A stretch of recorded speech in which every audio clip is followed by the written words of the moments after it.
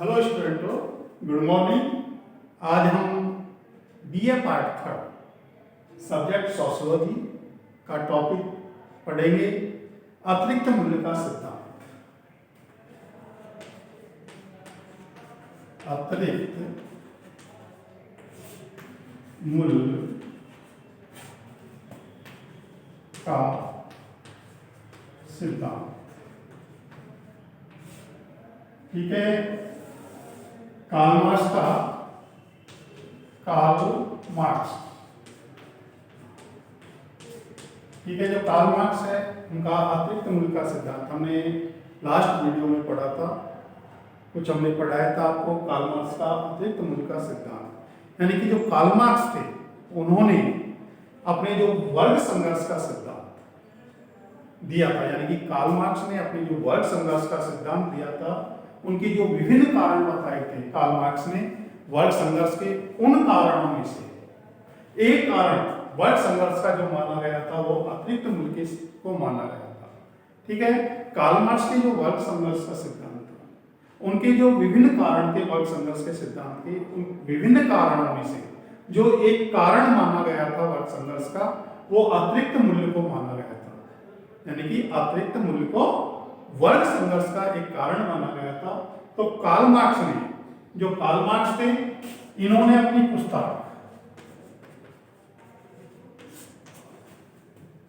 Das Kapital, कौन सी पुस्तक थी कार्ल मार्क्स की? Das Kapital. जो दास कैपिटल पुस्तक इनकी थी, उनमें इन्होंने अतिरिक्त मूल्य के सिद्धांत का उल्लेख किया। किसमें किया है कार्ल मार्क्स ने अपने अतिरिक्त मूल्य का सिद्धांत? पुस्तक दास कैपिटल के अंतर्गत। यानी कि कार्ल मार्क्स ने अपनी पुस्तक दास कैपिटल में अतिरिक्त मूल्य का सिद्धांत प्रतिपादित किया है। ठीक है, तो हो गया। अतिरिक्त मूल्य का सिद्धांत किसने दिया था? कार्ल मार्क्स ने दिया था। किस पुस्तक में दिया था? दास कैपिटल में दिया था। ठीक है, तो कार्ल मार्क्स ने अपनी पुस्तक दास कैपिटल के अंतर्गत अतिरिक्त मूल्य के सिद्धांत का प्रतिपादन किया था। और अतिरिक्त मूल्य का प्रतिपादन कार्ल मार्क्स ने कौन सी अवधारणा के अंतर्गत किया था? वर्ग संघर्ष की अवधारणा के अंतर्गत किया था। अब यहाँ हम अतिरिक्त मूल्य का सिद्धांत पढ़ेंगे कि कार्ल मार्क्स जो थे, उन्होंने अपनी पुस्तक दास कैपिटल के अंतर्गत अतिरिक्त मूल्य के सिद्धांत का प्रतिपादन किया था। अब कार्ल मार्क्स ने अतिरिक्त मूल्य के सिद्धांत का जो प्रतिपादन किया था, यह बताने के लिए किया गया था, यानी कि कार्ल मार्क्स ने अपने जो अतिरिक्त मूल्य का सिद्धांत प्रतिपादित किया गया था, वो ये बताने के लिए किया गया था कि पूंजीवादी व्यवस्था के अंतर्गत जो पूंजीवादी व्यवस्था थी, कार्ल मार्क्स ने जो पूंजीवादी समाज थे उसके अंतर्गत, यानी कि इन्होंने आपको बताए थे कि कौन कौन से युग समाज में के कौन कौन से युग रहे थे। पहला युग आदिम साम्यवादी युग, दूसरा दास युग, तीसरा सामंतवादी युग, चौथा पूंजीवादी व्यवस्था। यानी कि पूंजीवादी व्यवस्था के अंतर्गत जो पूंजीपति है वो श्रमिकों का शोषण किस प्रकार से करते हैं। यानी कि पूंजीवादी व्यवस्था के अंतर्गत जो पूंजीवादी व्यवस्था होती है, उसके अंतर्गत जो पूंजीपति है वो श्रमिकों का शोषण कैसे करते थे, ये समझाया गया है अतिरिक्त मूल्य के सिद्धांत के अंतर्गत। यानी कि पूंजीवादी व्यवस्था में जो पूंजीपति होते हैं वो श्रमिकों का शोषण कैसे करते थे, ये समझाने का प्रयास किया गया है कि इस सिद्धांत के द्वारा, यानी कि जो अतिरिक्त मूल्य का सिद्धांत है, इसके द्वारा कार्ल मार्क्स यह प्रकट करते हैं कि जो पूंजीपति है श्रमिकों को, यानी कि जो अतिरिक्त मूल्य का सिद्धांत है उसके अंतर्गत कार्ल मार्क्स यह बताने का प्रयास करते हैं कि पूंजीपति जो होते हैं श्रमिकों को उनका उचित पारिश्रमिक नहीं देते, यानी कि उनके जो श्रम है उनका उचित मेहनताना नहीं देते हैं। क्या नहीं देते? पूंजीपति जो श्रमिक होते हैं उन्होंने जो काम किया है उनका सही मूल्य नहीं देते हैं। ठीक है, वे श्रमिकों के श्रम का, यानी कि जो श्रमिक होते हैं उनके श्रम का मनमाना मूल्य लगाकर उनका शोषण करते हैं। यानी कि जो पूंजीवादी व्यवस्था होती है, पूंजीवादी व्यवस्था, इसके अंतर्गत कार्ल मार्क्स ने 2 वर्ग बताए थे, एक तो पूंजीपति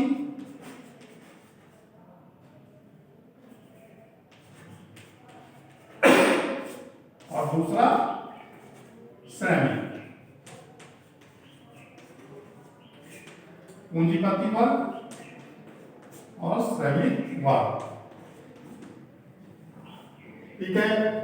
इसके अंतर्गत पूंजीवादी व्यवस्था है, उसके अंतर्गत पूंजीपति जो होते 2 वर्ग बताए हैं कार्ल मार्क्स ने, पूंजीपति वर्ग और श्रमिक वर्ग। और यहाँ पूंजीपति वर्ग है वो श्रमिकों का किस प्रकार से शोषण करता है, यानी कि जो पूंजीपति वर्ग होता है वो श्रमिकों का शोषण किस प्रकार से करते हैं, ये अतिरिक्त मूल्य के सिद्धांत में बताया गया है, ठीक है। तो पूंजीपति जो होते हैं, ये पूंजीपति जो होते हैं, श्रमिक जो होते हैं, यानी कि इनका पूंजीपति जो होते हैं उन श्रमिकों के श्रम, यानी कि श्रमिक क्या करते थे, श्रम करते थे, और श्रम करते थे तो उनका जो पारितोषिक था, यानी कि श्रम का जो मूल्य था उनको वो ठीक प्रकार से नहीं देते थे। यानी कि श्रमिकों के श्रम का पूंजीपति उचित मूल्य न देकर मनमाना मूल्य देते थे। यानी कि पूंजीपति है वो उनके जो मजदूर होते हैं उनके श्रम का अपने मनमाने ढंग से मूल्य तय करते थे। यानी कि काम करवाने के जो पैसे थे वो कौन तय करते थे, पूंजीपति अपने अनुसार, और उनका शोषण करते थे, किनका, श्रमिकों का, ठीक है। जो पूंजीपति थे वो जो श्रमिक होते थे उनके श्रम का मनमाना मूल्य लगाकर उनके श्रम का उचित मूल्य नहीं देते थे और उनका शोषण करते थे पूंजीपति, ठीक है। तो अतिरिक्त मूल्य के अंतर्गत भी कार्ल मार्क्स यही बताने चाहता है कि पूंजीवादी व्यवस्था है, वहां पूंजीपति जो होते हैं वो श्रमिकों का शोषण किस प्रकार से करते हैं। तो पूंजीपति है जो श्रमिक होते हैं उनके श्रम का उचित पारितोषिक नहीं देकर उनके श्रम का मनमाना मूल्य तय करते हैं और उनका शोषण करते हैं और स्वयं क्या करते हैं, विलासितापूर्ण जीवन जीते हैं। यानी कि ऐशो आराम की जिंदगी कौन जीते हैं, पूंजीपति। जबकि जो श्रमिक वर्ग होता है वो अपने जीवन यापन की भी सुविधाएं प्राप्त नहीं कर सकता है, ठीक है। तो यहां अतिरिक्त मूल्य का सिद्धांत कार्ल मार्क्स जो थे उन्होंने एक अर्थशास्त्री हुए रिकार्डो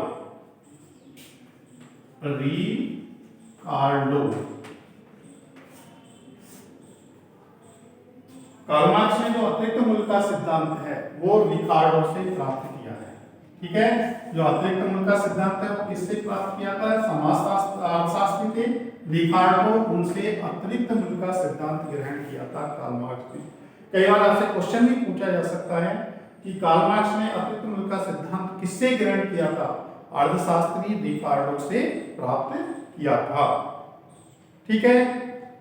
अब श्रम जो रिकार्डो है उन्होंने श्रम का सिद्धांत दिया था, यानी कि श्रम सिद्धांत,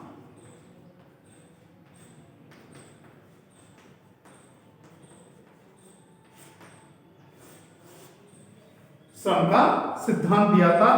यह है कि किसी वस्तु का जो विनिमय, यानी कि कोई वस्तु है उसका जो विनिमय है उसके उत्पादन में लगाए गए, यानी कि जो कोई वस्तु का विनिमय मूल्य होता है उसके उत्पादन में लगाए गए श्रम की मात्रा पर निर्भर करता है। किस पर निर्भर करता है, वस्तु का विनिमय मूल्य जो है उत्पादन में लगाए गए श्रम पर निर्भर करता है। यानी कि कोई वस्तु है उसका जो विनिमय मूल्य है वो किस पर निर्भर करता है, उत्पादन में लगाए गए श्रम पर निर्भर करता है, ठीक है। वस्तु का जो विनिमय मूल्य होता है वो उस वस्तु के उत्पादन में कितना श्रम लगा है उसकी मात्रा पर निर्भर करता है, ठीक है। तो अतिरिक्त मूल्य का सिद्धांत के अंतर्गत कार्ल मार्क्स ने निम्न पक्षों का प्रतिपादन किया है, यानी कि जो अतिरिक्त मूल्य का सिद्धांत है कार्ल मार्क्स का, उसमें इन्होंने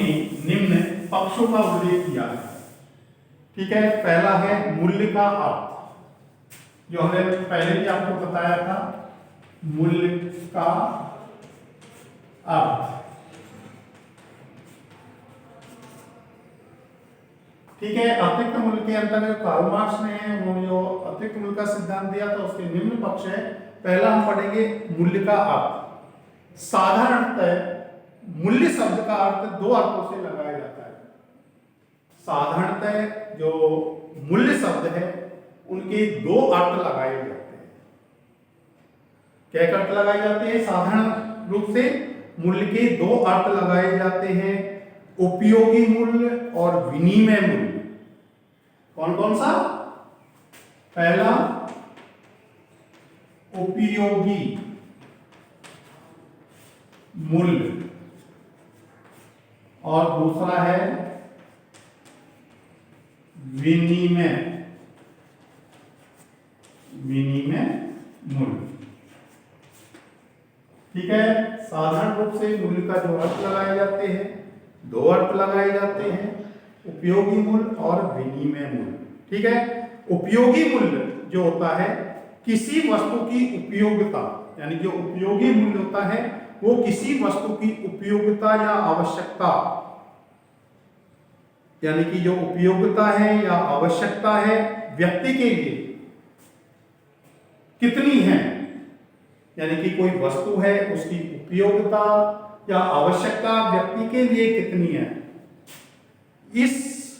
यह हम उस वस्तु का उपयोगी मूल्य तय करते हैं। यानी कोई वस्तु है उसका उपयोगिता या महत्व, यानी कि आवश्यकता व्यक्ति के लिए कितनी है, तो यह उस वस्तु का उपयोगी मूल्य होता है।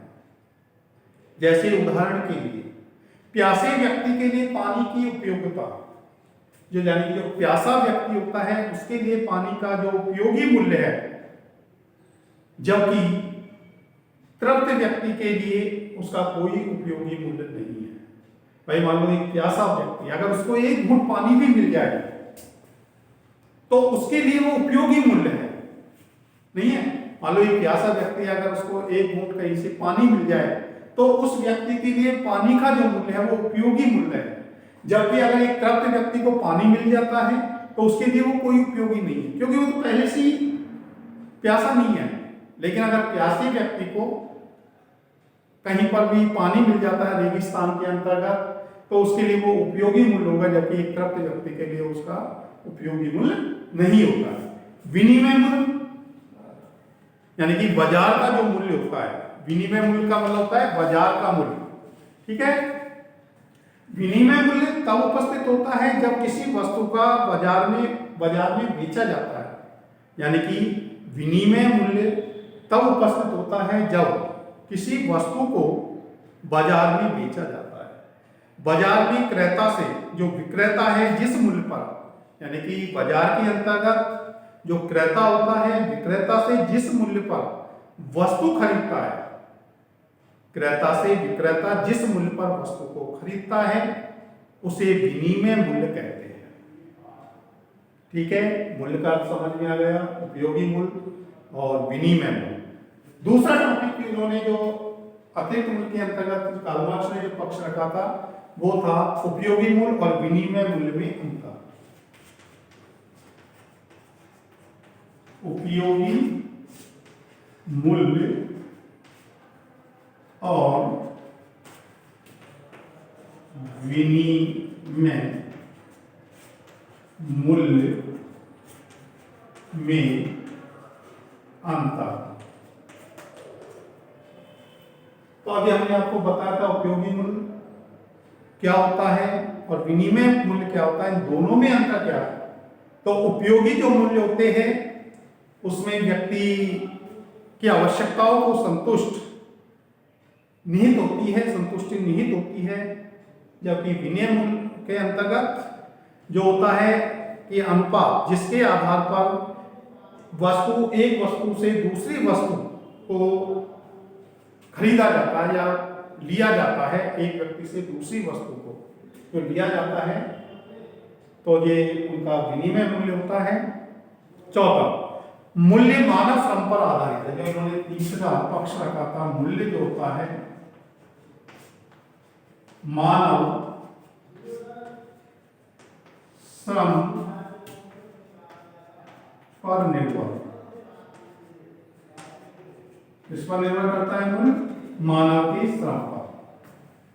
ठीक है, हमने आपको पहले भी बताया था जो किसी वस्तु का जो मूल्य होता है वो मानव की श्रम पर निर्भर करता है कि कोई वस्तु है उसके उत्पादन में मानव ने कितना श्रम लगा है, मानव का कितना श्रम लगा है, इस पर निर्भर करता है वस्तु के मूल्य का। यानी कि कार्ल मार्क्स है वो रिकार्डो के इस सिद्धांत को स्वीकार करता है कि श्रम ही मूल्य का स्रोत होता है। यानी कि जो श्रम होता है वही मूल्य का स्रोत होता है। प्रत्येक उत्पादन में केवल एक ही तत्व है, यानी कि प्रत्येक उत्पादन में केवल एक ही तत्व सामान्य होता है और वह है मानव श्रम। यानी कि कोई भी उत्पादन होता है उसमें केवल एक ही तत्व सामान्य होता है और वो होता है मानव श्रम, यानी कि मानव का श्रम। किसी वस्तु का जो विनिमय मूल्य होता है, यानी कि कोई वस्तु है उसका जो विनिमय मूल्य होता है कम होगा या अधिक होगा। यानी कि कोई वस्तु है उसका विनिमय जो मूल्य होता है, यानी कि बाजार का जो मूल्य होता है कम होगा या ज्यादा होगा, वो किस बात पर निर्भर करता है कि उसके उत्पादन, यानी कि वस्तु के उत्पादन में मानव श्रम कितना खर्च हुआ है उस पर निर्भर करता है।